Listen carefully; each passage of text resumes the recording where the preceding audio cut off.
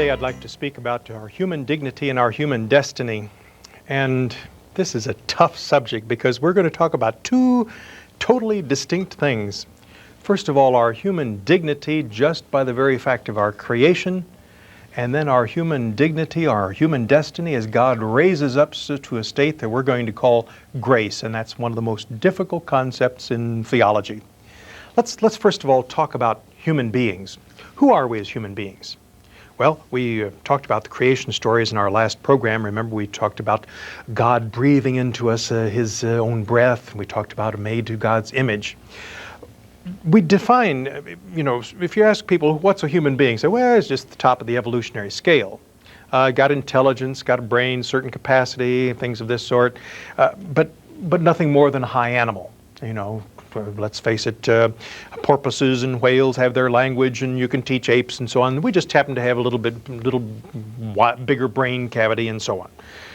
Well, no, we say that there's an intrinsic difference, really a difference in being between the human being and other animals.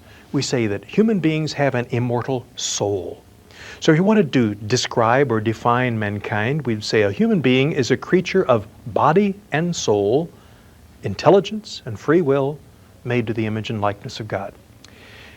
The body is obvious to most everybody anyway. We have a body, we're physical, we have feelings, we have flesh and blood. That's pretty obvious.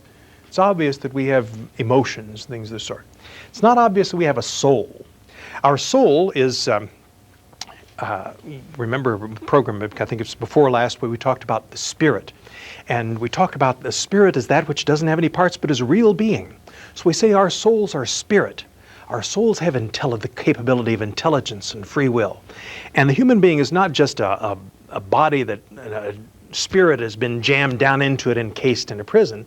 That's what the old Greeks said, that they said that this spirit, this wonderful, pure, all spirit, was encased in this awful, ugly, material body. And so Plato thought it would be the greatest thing to liberate the spirit from the body, liberate the soul, so it could go flip-flop to the supreme world of forms or ideas and contemplate the good and the true. No, we say that's not true.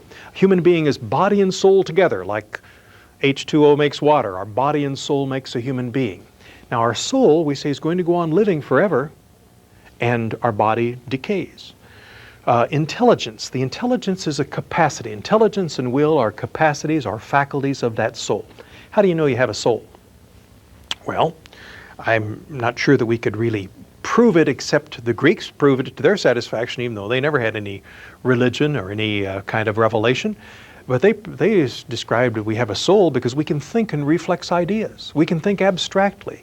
We can fold back on ourselves in the process of thinking, and that's not characteristic of the material world. That's one argument that they gave. Another argument they gave is we have the capacity of freedom. Freedom is not characteristic of a material world or of mechanics. Freedom is characteristic of nothing in this physical world. So we say that freedom indicates we have this spiritual aspect of us. I can choose or not choose. You say, well, actually that freedom is just kind of an illusion, that we really don't have any freedom. Well, I'll bet you that I can show you I have freedom. You try to predict whether I'm going to raise or lower this book or keep it the same, and I will outfox you every time. There may be certain probabilities, but I have liberty. I'm conscious that I can act or not act. I have that liberty of indifference. So see, that's characteristic of spirit. I think one of the ways to show the existence of the soul or to indicate it is the fact that I'm conscious that I am me. Not bad English, but I'm conscious that I'm me, even though, I'm 59 years old. And I can have memories. I can remember things that happened when I was 2 years old. I can remember things that happened years ago, even though I may not have thought about them for 10 years. And yet there's not a single solitary cell in my physical body that was here 10 years ago, even 7 years ago. My metabolism is totally changed and replaced. Well, what is there that keeps me being me when all my body changes?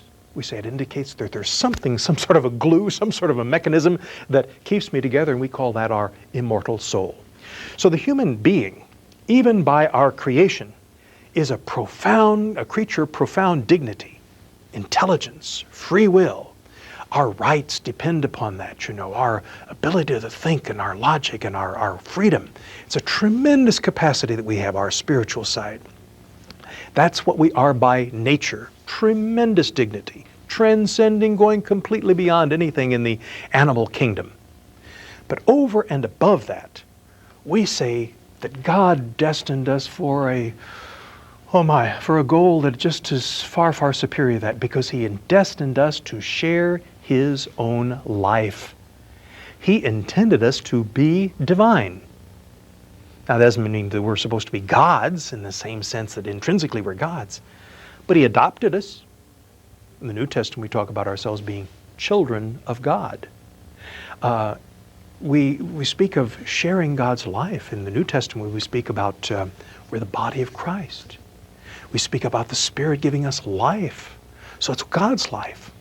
As I say, that it's a difficult concept to get across, this concept of grace.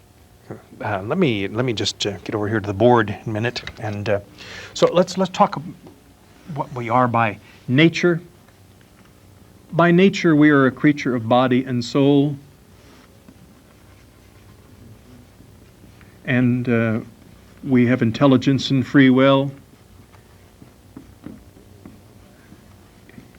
We have profound dignity by nature. But over and above that, we got the supernature, let's say. Supernatural. Our supernature is called going to be in the order of grace.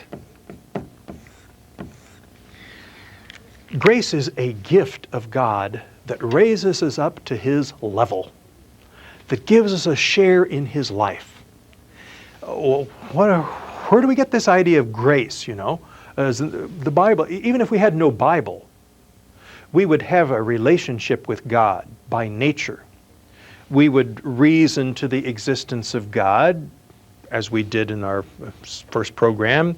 We would reason that maybe God wants us to be honest, that He wants us to respect other people's lives and respect people's property.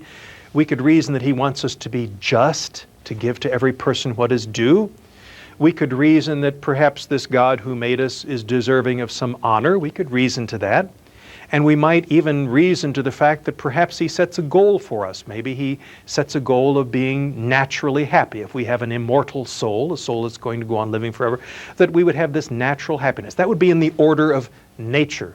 Apart from whatever God may have done, we are that by nature.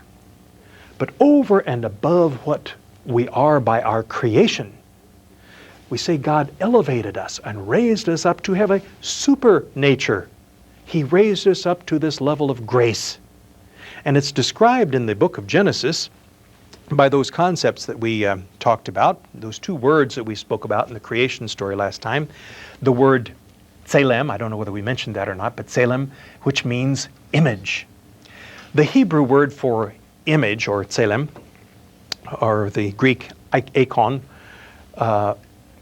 is much more profound than our word for image. For us, an image is just, you sculpt a statue and that's an image, or you take a picture, that's an image.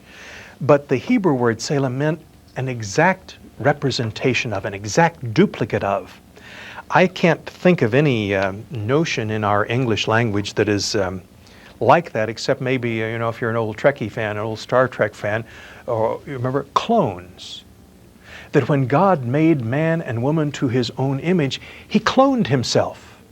He made man and woman to be exact duplicates of Himself, sharing everything that belonged to Him. That's what He intended. That's profound when that word is used, that God made man to His own image, to the image of God created He him, male and female He made to them. It means that He raised them up to this level of grace. They are to share His life. They're to be clones of God. Now the second creation story, remember we talked about the two different creation stories. We said they teach basically the same thing. Second creation story uses the word breath. And we said that word breath, ruach in Hebrew, means life. It means spirit. So God breathed His own life, His own spirit into mankind, so that man lives by God's breath. Man lives God's life.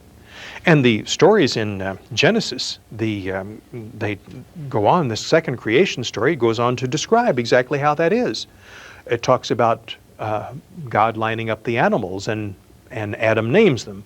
horsey, doggy, cow, zephyr, a zebra, a hippopotamus, and so on and so forth.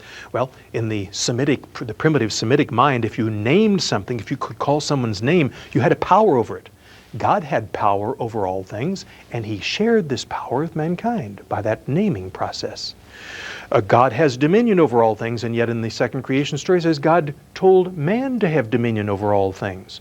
So it shows that man is doing exactly what God is doing. He is sharing his life, and that's what we mean this concept of grace.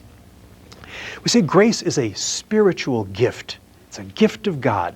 It's not something that's on the outside, it's something on the inside. It's an intrinsic gift that God gives to our souls. Maybe I can use an example. It's tough to get across this idea of grace or sharing God's life. You think, well, we're either making ourselves to be pantheists or you're just talking a lot of hogwash.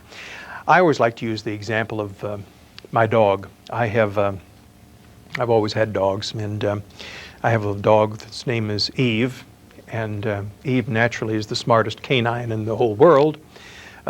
She's a cross between a Doberman and a Labrador. Very, very affectionate. She looks like a Doberman but has a personality like a Labrador, very loving and so on. I've seen 7 or 8 kids climbing on her, pulling her ears and pulling her tail and hanging on her, and Eve just kind of looks as she's just enjoying life. Well, Eve's a dog. As long as I feed Eve, first thing in the morning when I get up is she gets a dog biscuit. And then she goes and buries her dog biscuit, and then she comes back and she's ready to eat. I fill her food and give her her heart pill and water her. And Eve is very happy. Then later on the day, she likes to come in the house for just a little bit and so on. So Eve is just she's happy with leading a dog's life. But let us suppose that by some miracle, I can't do this, of course, but by some miracle, let us just suppose that I could give to Eve a share in my human life, so that Eve, who's the smartest canine that there is, would now share human life. So that Eve could think, and Eve could talk, and Eve could listen to music, and Eve could enjoy the finer things of life, and she could discuss books. That gift of human life would be supernatural to Eve. Eve doesn't have human life. There's no way she can have it unless by some miracle. And being, if I could do this miracle, she'd still be a dog. She would still look like a dog, act like a dog. But she's raised up to share human life. In an analogous way, that's something like God has done for us. He's taken us human beings who are have a profound dignity of body and soul, but He's raised us up to share His divine life, so that now we will not simply live according to what is due to a person or justice or the natural way, but now we are capable of those attributes of God Himself, to love selflessly, to reflect the mercy of God in our lives, to really and truly share all of those wonderful attributes of God. And then sharing those attributes of God, we share His life here, we're going to enjoy His life in perfect union with Him hereafter. So that the end result, or the final consummation of living in a life of grace or living the life of God, is to share God's very own happiness, not natural happiness, but God's own happiness. The medieval theologians expressed this by saying that we enjoyed the beatific vision, not the beatific, but the beatific vision, the vision of the blessed, so that face to face we experience union with God Himself because we have lived in His life on this earth. Well, that's what God intended for us in the beginning, when He not only created man and woman, but He elevated them to share the very life of God Himself, to share grace. Grace, of course, they didn't keep that grace. Unfortunately, they sinned. That's the story in the book of Genesis. You know, Genesis not only describes this wonderful creation and wonderful elevation to be God's image and share God's life, but it also describes the terrible, terrible cataclysm of the fall of mankind. And you know, the story itself is very anthropomorphic. It's that word again, that 75-cent word, which means it's very down to earth. It talks about Adam and Eve. They're in the Garden of Paradise here. Incidentally, in the Garden of Paradise, there was the tree of life. And Adam and Eve could eat of that tree of life. The tree of life came from ancient myths where the gods and goddesses, the tree of life meant if you eat of the tree of life, you're going to have immortality, you're going to live forever. But the problem was with the pagan gods and goddesses, they kept hiding the tree of life. They'd keep moving it whenever anybody go in search of it. But not so with our God. He places the tree of life right in the center of the garden so Adam and Eve can have it. But he also put another tree there, tree of the knowledge or the experience of good and evil. And he says, you're not to eat of that. Well, you know the story. Here's a slimy old snake, this serpent who comes and says, God told you that you were not to eat of that. God knows if you do eat of it, you're going to become like him. So the serpent tempts Adam and Eve but to a sin of pride. And you know the story. Eve eats some and fruit of the tree, and she gives some to her husband, and he eats it, and all of a sudden they realize they have terribly sinned. Well, was this the original sin? No. I mean, it's one of those mythological descriptions of it. What the original sin was, we have no idea. Just have no idea. This is one of those stories, just like the other stories and the creation stories in Genesis, that it describes the reality, but we don't know what the reality was. We do know that the reality was that Adam and Eve were told by God that they simply must obey, and they did not obey. They disobeyed. They turned their backs on God in a very serious matter. And what happens? Well, Genesis describes that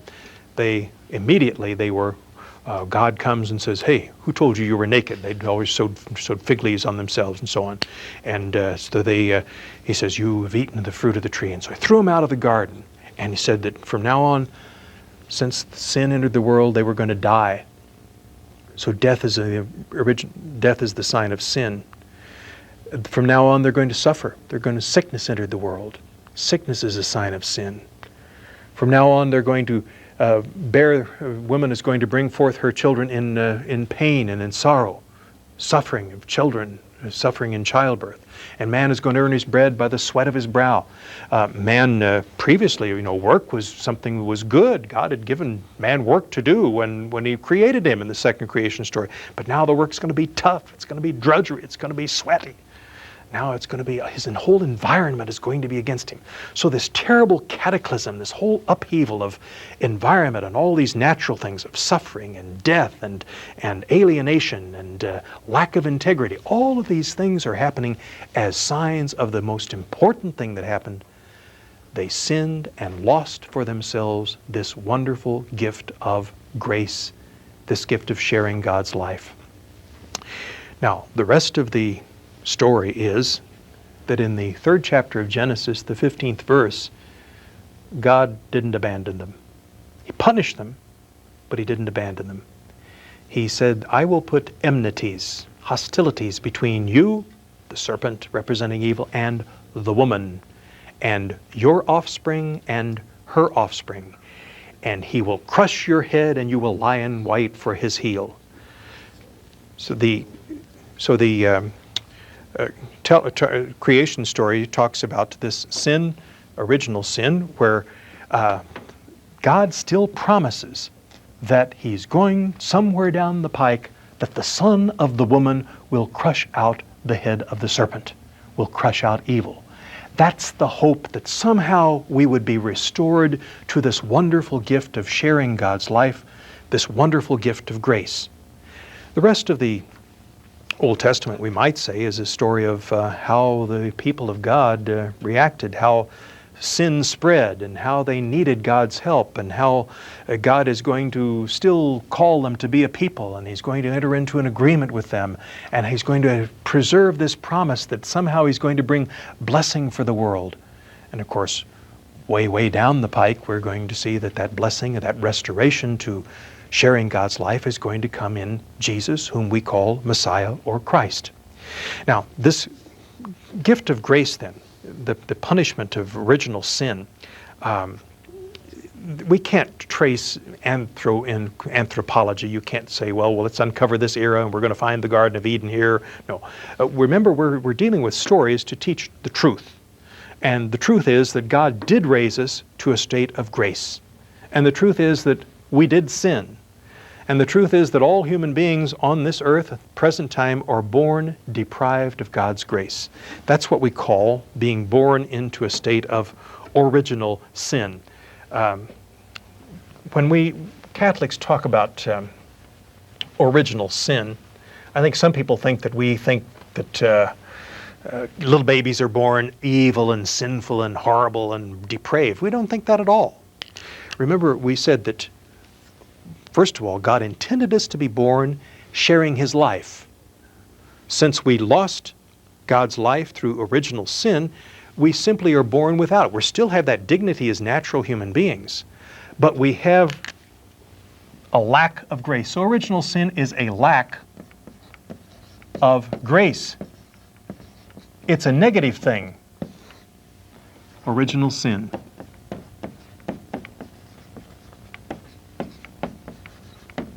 It's not something that is a positive evil. It doesn't mean that we're God's enemies. It means that we lack something that God intends us to have. We lack this sharing His life, and He wants us to have it. He wants to restore it to us. And we'll see how He does restore it a little bit later on. But original sin then is this fact that we are born without this gift of grace. Incidentally, in that story of the fall of man and woman, it's an anthropomorphic story. Why the snake? It wasn't really a snake. You know, snakes never did talk. Snakes never did have legs, and then they were cursed to crawl about on their bellies. Not at all. But the snake was a symbol of pagan gods and goddesses. The serpent was a symbol of the fertility of the Canaanites. It was also a symbol of the pagan gods of the Egyptians. So if the Jews wanted to, when they were devising these stories in the Bible, if they wanted to use a worse symbol of evil, they couldn't have thought any worse symbol than this symbol of fertility of the Canaanite gods. Also the fact that you remember the story of Cain and Abel. There's a lot of symbolism here that had to do with their culture, had to do with their particular dealings with their neighbors.